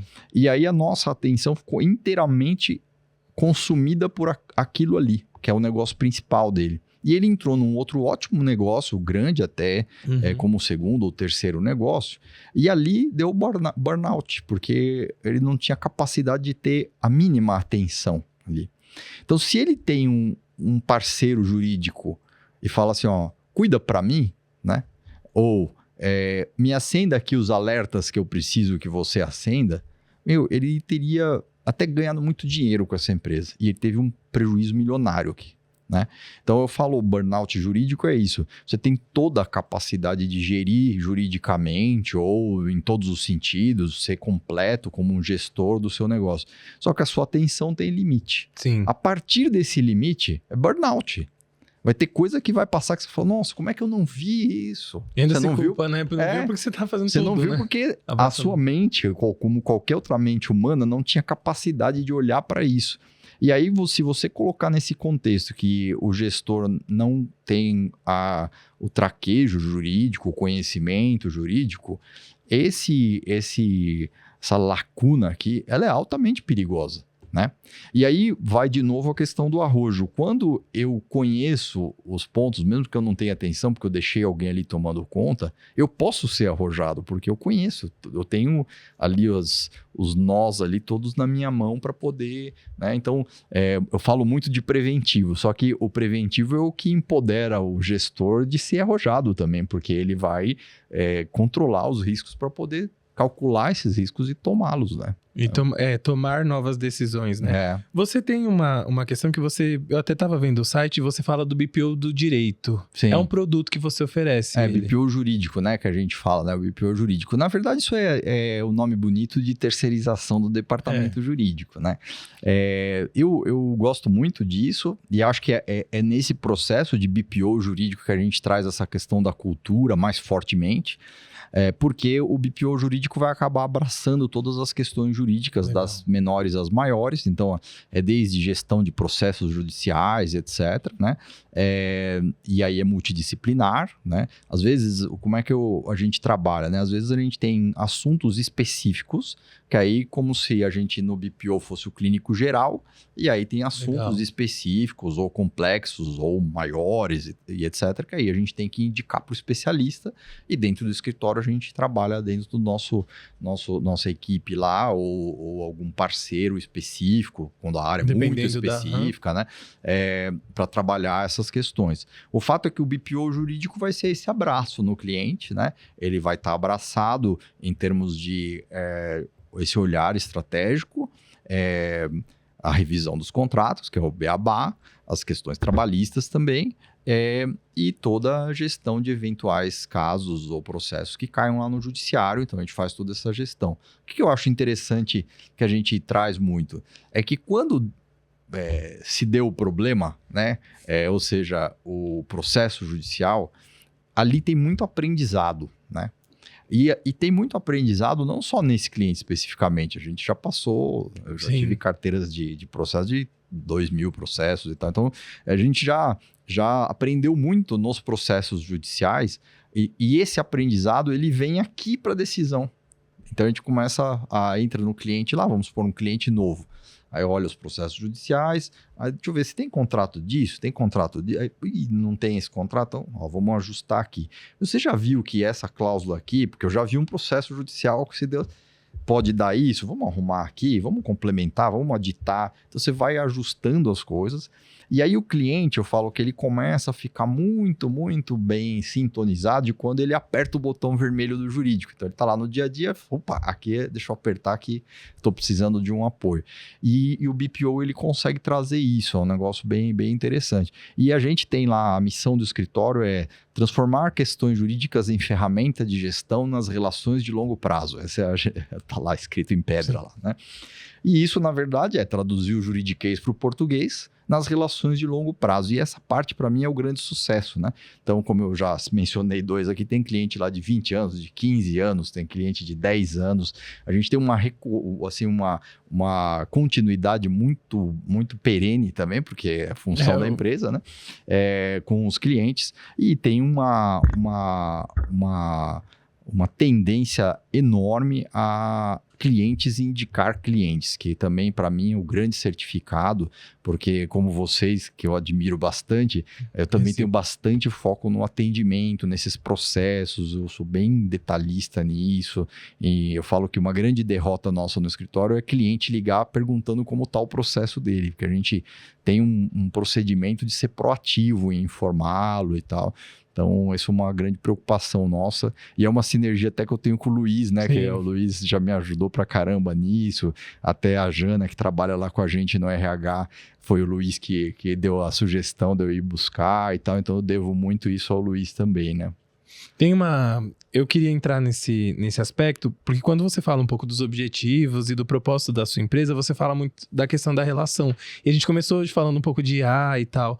E aí, como que você se vê, assim, como advogado, profissional e empresário, conduzindo, né, uma empresa e colocando esse propósito que é tão forte para você, de atendimento ao cliente, para todos os seus clientes, assim, como que você consegue perceber isso no dia a dia? Como cultura, como processo? Então, a gente, na verdade, tem putz, essa pergunta também é boa, viu? Tem e essa nem tá aqui, hein, galera? Essa aqui, ó, nem tá aí. Cadê que a IA ia fazer isso? Cadê? Essa não foi IA. Mas é bem interessante, né? Porque, assim, primeiro, eu, com todo respeito a qualquer entendimento aí, eu não me entendo empresário, né? Eu acho que, assim, tem essa questão do CNPJ e tal. Lá no escritório tem o Ângelo lá, nosso administrador, né? Eu deixo muito a cargo dele esses aspectos mais empresariais, mas a nossa atividade de advocacia é uma atividade intelectual, né? Então, e num determinado momento do escritório, até essa época eu falava uma coisa que depois eu me corrigi, não sei nem se... Porque eu falava assim, uma das maiores forças que eu faço no escritório é para impedir que ele cresça, né? Porque tinha esse momento, assim, de decisão, né? Se eu queria, fazendo um paralelo com a medicina novamente, né? Se eu queria ter uma clínica grande com vários mediquinhos lá atendendo, né? Ou se eu queria clinicar, né? E eu decidi clinicar, né? Eu decidi advogar porque é minha paixão, porque eu gosto. E aí, a gente combina 2 coisas nisso que você perguntou.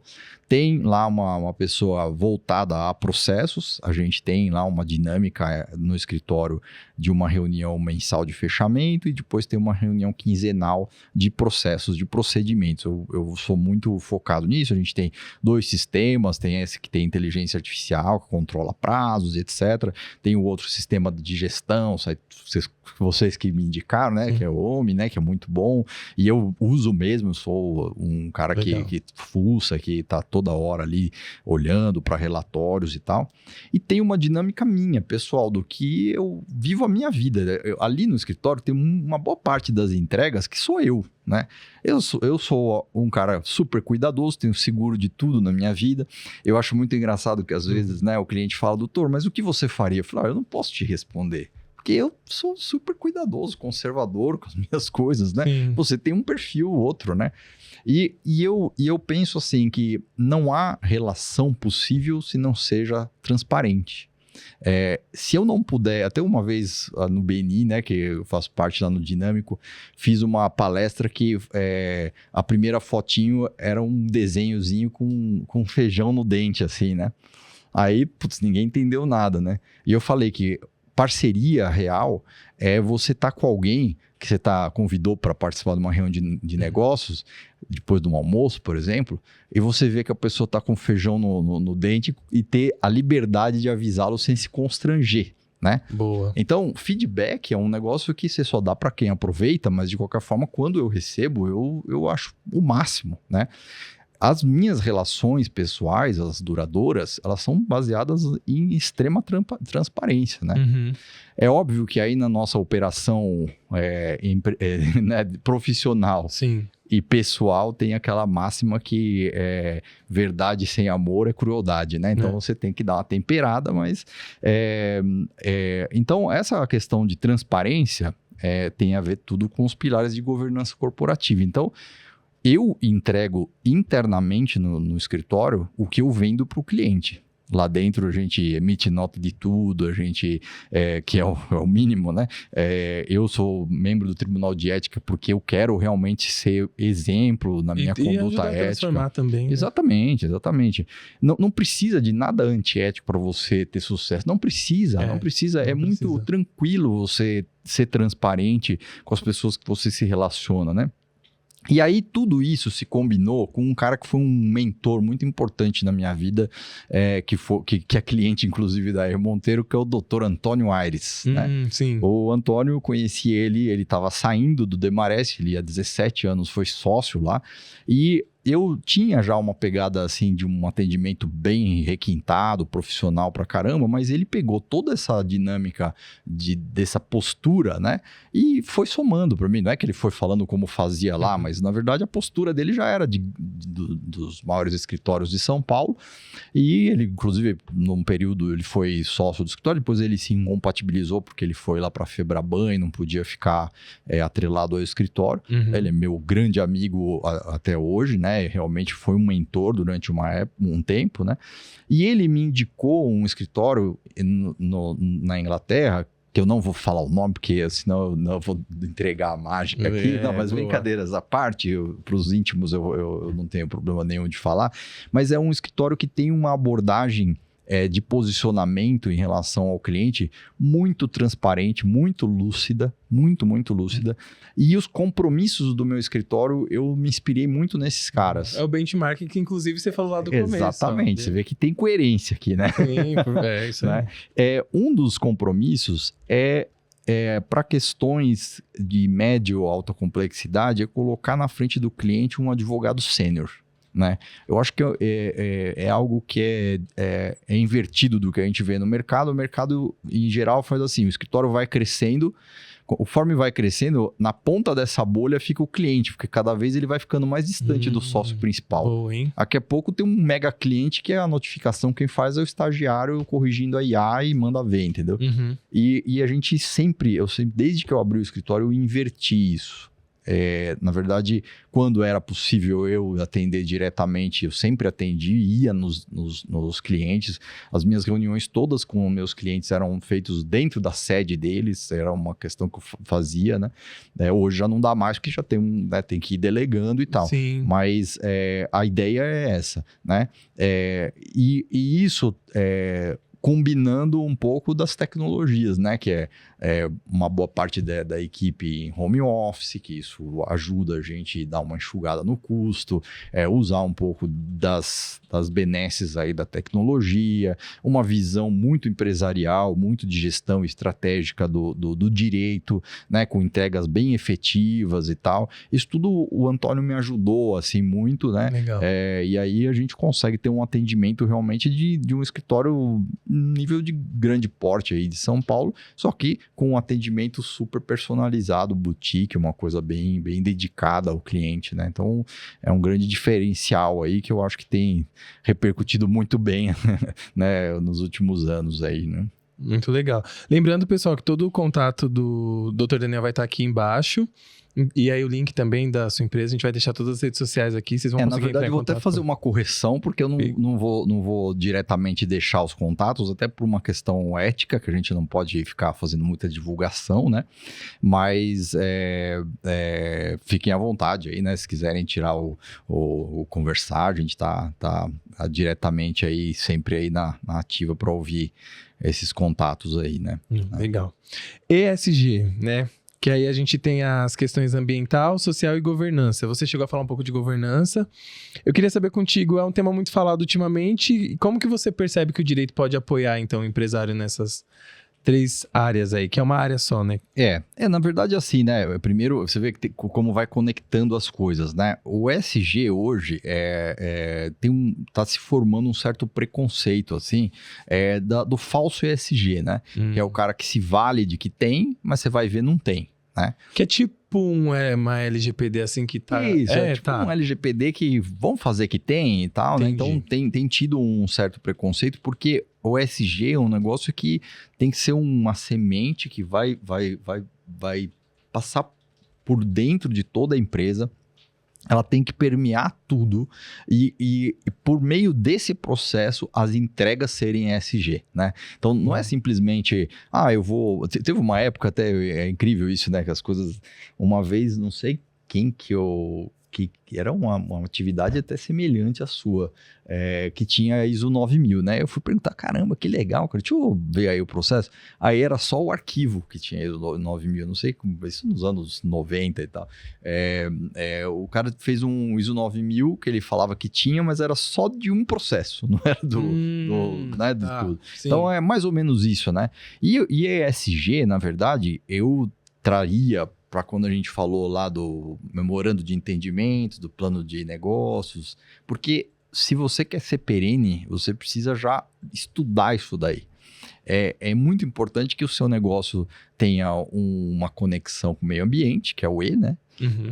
Precisa ter uma responsabilidade social e a responsabilidade social já parte da parte, né, do seu enfoque interno, como você lida com os seus funcionários, né? Como você lida com as pessoas, como você dirige, né? Tem a ver com o social, como você dirige. Sim. E o que você dirige, né? E governança é a transparência de tudo isso, né? A governança não é só... Porque todo mundo fala governança, então é a estrutura de poder de dentro da empresa. Que em tese né? Que é quem é o administrador, como manda, qual é o quórum, a assembleia, não sei o quê. Isso vai, vamos dizer, ali, estrito sensu, a governança. Mas a governança é muito mais que isso, né? Porque como se dá todo tipo de decisão, né? E aí o enfoque dessas decisões tem que estar sempre ligado às duas outras letrinhas, né? Então, lá na ponta, alguém vai decidir comprometido com o meio ambiente. Lá na ponta, alguém vai se relacionar usando o crachazinho da empresa de uma forma respeitosa, né? Em termos de preconceito, em termos de como vai lidar com as pessoas diferentes, né? E isso tudo tem que... Aí, de novo, governança. Isso tudo documentado, porque governança tem que ter ali isso tudo isonômico, né? Valendo para todos. Então, é muito interessante. A ESG é um negócio muito interessante. Mas não precisa necessariamente ser um carimbo. Pode ser simplesmente uma cultura que depois pode virar carimbo, né? O carimbo que eu digo, né? O símbolo aí para você ostentar. Eu vejo assim que hoje, dos menores aos maiores negócios deveriam ter essa preocupação. Que era a próxima. Não, eu ia falar mesmo que as empresas de pequeno... tinha aqui, né? Que as empresas de pequeno e médio porte, elas também podem se beneficiar da questão da governança corporativa, mesmo que sejam pequenas. Só que tem muito isso, né? Quando a gente tem uma sigla, por exemplo, aparecendo... Eu tenho essa impressão de que às vezes o empresário fala assim, mas a minha empresa é pequena, nem vou cuidar disso. Mal sabe ele que às vezes, por exemplo, ele tem 3 pessoas ali que trabalham com ele, né? 3 funcionários. E esses 3 funcionários são pessoas que têm família. Então, ele tem um impacto. Ainda que ele pense que o impacto que ele tem é muito pequeno, é um impacto grande para a realidade daquelas pessoas que estão ali. Sim. E aí, eu acho que tem muito isso. Aí surge, às vezes, uma sigla e a pessoa fala assim, é muito distante de mim, eu não vou fazer. Mas... culturalmente, ele já podia fomentar isso dentro da empresa dele, né? Isso daí é até uma besteira, mas assim, quando você está diante do lixo lá, que tem o reciclável e o não reciclável ali, sim. Né? Ali é uma atitude absolutamente mínima, né? Sim. Putz, aqui tá lotado, vou ter que enfiar a mão lá para maçarocar um pouco para o meu copinho de plástico parar ali dentro. Vou jogar aqui mesmo. Pronto, você fez uma atitude pequena que foi péssima, né? Exato. Então, isso não tem tamanho, acho que é da menor atitude, precisa estar sintonizado. Por isso que a gente fala a questão de cultura, né? A cultura é uma coisa que parte naturalmente da pessoa, né? Se você tem uma cultura ESG, desde das menores decisões, é perenidade na veia, sabe? Uma forma de você ser forte, sabe? Isso que precisa ficar claro, né? Uma forma de você ser forte é você ser ESG, né? Hoje em dia. Né? Legal. E aí, para quem quer começar a implantar esse modelo, assim, o que você tem de indicação? Tem muita informação, né, hoje, né, para você ler e tal, para como começar. Então, tem até ONGs, né, que lidam com esse tipo de coisa, mas eu vejo que de novo, se você está começando um negócio, é já começar com essa cultura. Independente da atividade, pode ser até uma atividade que não tenha nada a ver com o meio ambiente e tal. Diretamente, né? Porque às vezes você pode, por exemplo, economizar papel que você está imprimindo à toa, sei lá, né? Sim. Pegar seu plano de negócio e começar a colocar a letrinha do lado. O que é isso? É E, é S ou G, entendeu? Aí esse daqui não é nenhum, então preciso mudar. Você faz isso. Isso aqui é um exercício... Óbvio que você antes tem que estudar ali alguma coisinha, mais ou menos para entender o que é. Você faz isso no plano de negócio, você já tá. E aí, dessa semente, tem que ficar com isso em mente, porque é a mesma coisa daquele processo do empresário pensar se o jurídico é despesa ou investimento, né? É a mesma coisa. Pode ser que um produto que é sustentável seja um pouquinho mais caro hoje, né? Mas a sua imagem é algo que eu acho que eu gostaria de falar, que é outra preocupação, que é uma dica muito importante, né? Talvez seja já algo mais comum de se ouvir, que é a questão da reputação empresarial, né? É uma preocupação também que a gente tem na nossa advocacia, né? A reputação empresarial, antes das redes sociais, ela é algo absolutamente dispensável, né? Acho que as grandes empresas tinham, tipo, a Nestlé tinha uma reputação empresarial que hoje até nem tá tão forte, né? Mas o fato é o seguinte, né? Hoje, você tem um processo judicial, você entra com recurso, você tem um auto de infração, você parcela, às vezes pode ser altamente impactante, mas de alguma forma você consegue resolver. Sim. Reputação você não consegue resolver. Então a gente advoga lá para construtoras, por exemplo, como eu falei, né?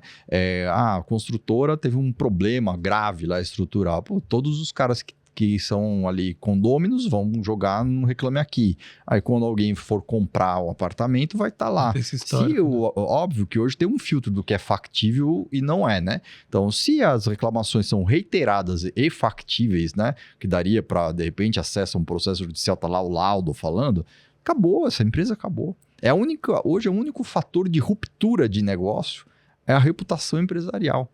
E aí eu volto à pergunta, né? Então, como fazer para controlar, para você ter um controle um pouquinho maior sobre a sua ruptura? Seja ESG, já é uma coisa enorme. Lá no escritório, por exemplo, tem cliente que a gente faz o texto de Reclame Aqui para eles. Porque o que acontece? O cara que está dentro da empresa, ele está envolvido no problema. Aí o cliente, vamos supor, ele promete uma coisa para o cliente. E hoje os clientes estão chatos mesmo, né? Aí o cliente vai e fala lá alguma coisa, ele sendo passional, está nervoso. E aí depois vai lá no Reclame Aqui e fala tudo diferente do que comentou e não sei o quê. Esse cara, se ele responder pela empresa, ele vai falar bobagem lá. Né? Então a gente também tem essa preocupação. Então a gente faz um texto que acolhe ou que refuta, mas que é entre o institucional e o que se deve mais ou menos falar de uma forma a conter ali a situação, e também já vislumbra aí os impactos jurídicos. O que é isso, né? Esse cuidado com essa resposta no Reclame Aqui? É cuidar da reputação empresarial. Né? Legal. Bom, a gente está finalizando. Eu tenho 3 perguntas ainda para fazer. E aí eu queria, até pulei uma aqui, mas eu vou voltar nela, que eu queria que antes da gente finalizar, né, antes de eu fazer as últimas 2 perguntas, eu queria que você falasse um pouco do seu escritório, assim. Já tá há 20 anos, mais de 20 anos? 20 e pouquinho. E aí onde fica, como que é? Na verdade, a gente internamente lá divide em 2 áreas, né? Então tem o BPO jurídico, que é esse que eu comentei, né? Terceirização do departamento jurídico. com tudo isso que a gente já comentou, acho que é mais elementar, mas é algo que a gente foca em construtoras, em empresas familiares de médio porte, né? Esse é o nosso objetivo ali, nossa persona, né? E, por outro lado, tem o que a gente chama de serviços especiais, né? Então, dentro desses serviços especiais, a gente tem direito societário, que é tanto estruturação societária, que é contrato social, revisão de contrato social, acordo de cotistas. Às vezes a gente faz uma reestruturação mesmo da empresa. Tem empresa que tem lá, ele vai abrindo CNPJs, a gente vai fazer lá uma cisão, uma fusão, vai fazer uma reorganização. Isso é muito interessante, até porque está bem conectado com o tributário, né? Aí a gente tem direito de família, que na verdade apoia muito o trabalho de planejamento patrimonial, né? Legal. Que é holding, essa parte, né? E também apoia o planejamento patrimonial, o direito imobiliário, que também tem vida própria, que é aquela parte de... tem muitos empreendimentos que amigos se reúnem para construir, esse tipo de coisa. A gente faz tanto a parte de estruturação, quanto também, quando se dá algum problema, aí já cairia nessa área de contencioso. Todas essas áreas, praticamente, você tem um potencial de ter contencioso, né? Então, a gente acaba tendo uma gama de processos bem variadas lá, né? Mas é mais ou menos isso, é bem voltado a empresarial. Só que a gente sempre fala, né, que na verdade a gente não atende o CNPJ, né? A gente atende o CPF do executivo, do sócio, né? Então, eu falo que a minha menina dos olhos, assim, em termos de trabalho lá, a gente chama de aconselhamento jurídico pessoal. Aí é algo que eu faço pessoalmente para alguns clientes, que é me tornar um conselheiro jurídico mesmo, né? Legal. Então, esse é o foco, talvez, principal de tudo isso que eu falei, é ter uma confiança tal desses clientes, que qualquer negócio que ele faz, ele liga pra gente, manda uma mensagem de WhatsApp, e a gente tem uma boa disponibilidade a respeito disso, principalmente com esse cliente, né? Porque são executivos, estão envolvidos em negócios, às vezes vem muita... Eu falo que eu brinquei com o Fantástico, mas tem uma outra fonte muito boa de negócios jurídicos, que é o churrasco com os amigos, né? Então, esse é um cliente que está ali sempre envolvido com pessoas que geram boas oportunidades, e a gente, nesse aconselhamento, a gente consegue dar esse apoio para esse cliente em aconselhá-lo durante muitos anos a mitigar os seus erros, alertar alguns caminhos e, sobretudo, fazer uma gestão dessas questões jurídicas a trazer resultado para eles. E acho que o resultado é assim, os caras serem confiantes, estarem tranquilos, né, terem segurança, poderem né? tomar as decisões, serem criativos nas decisões. Exatamente. Esse eu acho que é o grande vamos dizer, talvez legado que eu deixo aí para o escritório.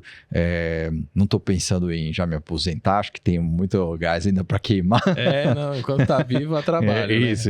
Mas esse aconselhamento jurídico pessoal é algo que você vê que passa por todas aquelas fases que eu falei lá dos Sim. preconceitos e tal, até cair em algo que a gente realmente, de forma muito efetiva, a gente participa das decisões estratégicas, talvez de toda a família, porque esses meus clientes, o pai vai comprar um apartamento, me aciona para fazer a avaliação, sabe? A gente consegue atender em tudo, em coisas que às vezes até muito simples, mas que resolve grandes problemas. Sim, né? já evita, inclusive, problemas. Né? Esse é a parte mais legal, assim, da coisa, sabe? Muito bom. E aí, de última pergunta, eu vou encaixar duas em uma. Eu queria que, na sua perspectiva de tudo que a gente conversou hoje, se você entende que existe alguma área do direito que vai crescer nos próximos anos, ou o próprio direito em si, com todas essas demandas que a gente tem, e um conselho que, se você puder dar para quem está nos assistindo, qual seria esse conselho? Bom, de áreas é difícil, porque eu acho que o direito é algo que, como é mais basilar, assim, da sociedade, é difícil você falar assim que, vai para... Não, a gente... oportunidade, né? Hoje eu estava até vendo, o Brasil é o segundo país do mundo que tem mais advogado e em quantidade de advogado per capita é o primeiro. Né? Per capita, né? Então tem advogado pra caramba, né? Mas vai ter sempre oportunidade para advogado, porque todo dia você tem relações jurídicas relevantes para o direito e todo dia então você tem oportunidades, né? Eu acho que tem uma base, assim, que isso não vai se transformar, né? Que é a questão do direito civil, por exemplo, essas áreas, direito trabalhista e tal, vai começar a ter mudanças, né? Então, você tem lá aquela questão do smart contract, né? Que é tipo hoje é uma folha de papel, na verdade é um software, e aí eu assino com você a compra do negócio, eu já vou programar que o resgate das parcelas do que eu acertei com você direto na minha conta. Se não tiver fundo, já vai acionar a garantia, então o próprio contrato já vai, né? Eu acho que essa a grande vertente, que já acontece muito hoje, é uma realidade hoje, é a conexão entre áreas, o direito com outras áreas, né? Então, hoje mesmo tive contato com uma advogada que ela é especializada em agências de marketing, né? Então, essa área do marketing linkada com o direito, né? Então, o tal do smart contract é programação com o direito, né? Então, acho que essas conexões, assim, que é o futuro do negócio aí, né? Eu acredito, né? E como conselho, eu vou repetir o que eu falei, consulte sempre um advogado, né? Eu acho que advogado não pode ser o amigo do cunhado, tem que ser gente bem preparada, né? Uma das maiores surpresas que eu tive lá no Tribunal de Ética foi encontrar pessoas que têm a possibilidade de ter uma OAB na mão, que é algo que pode te trazer muitos frutos, fazendo besteira, entendeu? É um negócio que me indigna, acho que é por isso que eu ponho essa energia e me dedico lá ao Tribunal de Ética. Então, o cliente precisa escolher bem o profissional, porque o vínculo entre o cliente e o advogado é baseado exclusivamente em confiança, né? E quando você confia, você está entregando coisas valorosas suas para essa pessoa, né? Então, escolher bem. Hoje, o direito é a mesma coisa que a medicina, você não procura ortopedista para operação cardíaca, né? Então, você precisa procurar um especialista, porque realmente existem áreas de especialidades. E se um especialista X fala, não, me deixa a sua também, que eu também vou fazer, cuidado, né? Mas eu acho que é isso. O direito é algo muito interessante, é essencial para a nossa vida em comunidade, e você precisa ter um advogado a tiracolo e não esperar que o problema se dê para ir procurar, né? Porque você vai pagar mais caro, inclusive. Beleza, Daniel, quero agradecer muito pela oportunidade de conversar com você e por você ter aceitado. Espero que você tenha gostado de participar. Gostei muito. Eu que agradeço, né? E assim, né? Você deixar o advogado falar, não tem jeito. A gente sai falando mesmo, que eu gosto muito e aqui a sinergia é tremenda, né? Não, é uma oportunidade gigantesca para mim trazer e mostrar esse outro lado também, um pouco da sua história e tudo mais. Legal. E, pessoal, para vocês que ficam aí desse lado, agradeço demais novamente pela audiência e a gente se vê aí no próximo episódio do Pode Contar. Beijo!